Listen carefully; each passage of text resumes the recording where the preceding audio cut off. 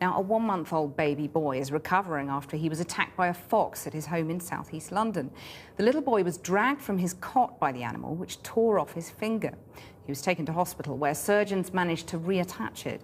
The Mayor of London, Boris Johnson, urged local councils to do more to tackle the problem of urban foxes, calling them a pest and a menace. Porrick O'Brien now reports.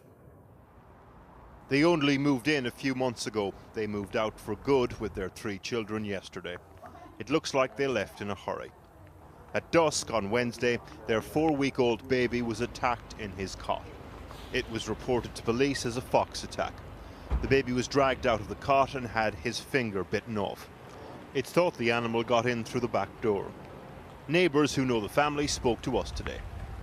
I was in shock, really shock, because I was just 3 weeks ago, I was asking her, as she had the baby, and then to know that she's had the baby and this has happened, it really does take it from me, because it makes me a bit of fear still. The baby was brought to a South London hospital, and it is reported that surgeons have successfully reattached the little boy's finger. It's estimated there are about 240,000 foxes in Britain. Back at the estate, neighbours describe seeing more and more of them. I was coming back at 1 o'clock in the morning, and then I just saw all these foxes, about 20 to 25 of them. 20 foxes? Yeah, in the street. And I thought, how am I going to get past all these? And then I thought, the only way, because I know that they're a little bit scared of humans, I just run straight at them. It'll be of no consolation to this family, but what happened here, this type of attack, is extremely rare. Nonetheless, the Mayor of London, Boris Johnson, today encouraged council leaders to try to do something about what he described as the menace of urban foxes. Which begs the question, do what? There are an estimated 33,000 foxes in our cities. In the 40s, the government tried to control fox numbers in London with shooting and trapping. It was stopped in the 80s, though, as new foxes were simply moving in where others had been killed. Lethal control was also considered ineffective due to its cost, between £100 and £150 per fox. It's difficult to imagine cash-strapped local councils spending that sort of money. Still, this attack will reignite the debate, to cull or not to cull. And we're joined now from Birmingham by the animal welfare consultant, James Barrington. Well, James, you used to think that hunting was barbaric, and you now support it. How important is it, in your view, that the fox population is controlled in that way? Well, it's interesting, isn't it, that you don't get these cases in rural areas, and that's mainly because the foxes are kept wild. It's also the case that the government, in its wisdom in banning hunting, took out the one method that was selective.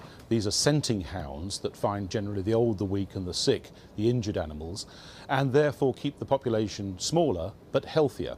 But now, killing foxes in urban areas doesn't work, does it? And actually, Bromley Council tried keeping the fox population under control. They found it cost £1,500 a fox, and it didn't reduce the population. So what's the solution? No, it's different in towns, obviously. The fact is, though, that there is certain similarities in any population that gets too numerous.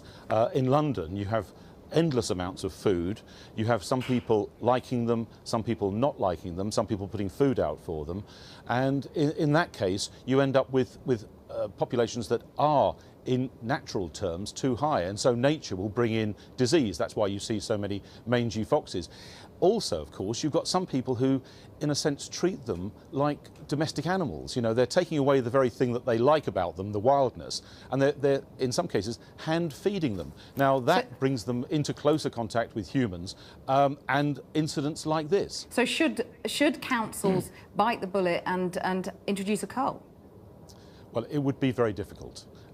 You know, you're not talking about vast areas of rural land where you have 1 or 2 landowners that can make a decision. You're talking about lots of patchwork gardens where one person might like foxes, the other person might not.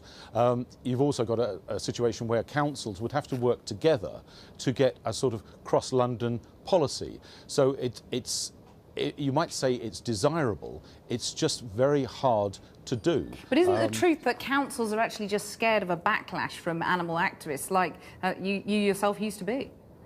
Well, yes. I mean, look at the badger situation, the backlash there, how difficult the government's finding that. And that's with badgers that have, in some cases, bovine TB. You know, you can just see the problems, not only the economic one, but the practical problems. I mean, what method would they use? You can now, if you wish, have a fox shot in your garden, but what will happen is that vacuum will be very quickly filled by another fox, so it doesn't actually solve the problem. James Barrington, thank you very much for joining me.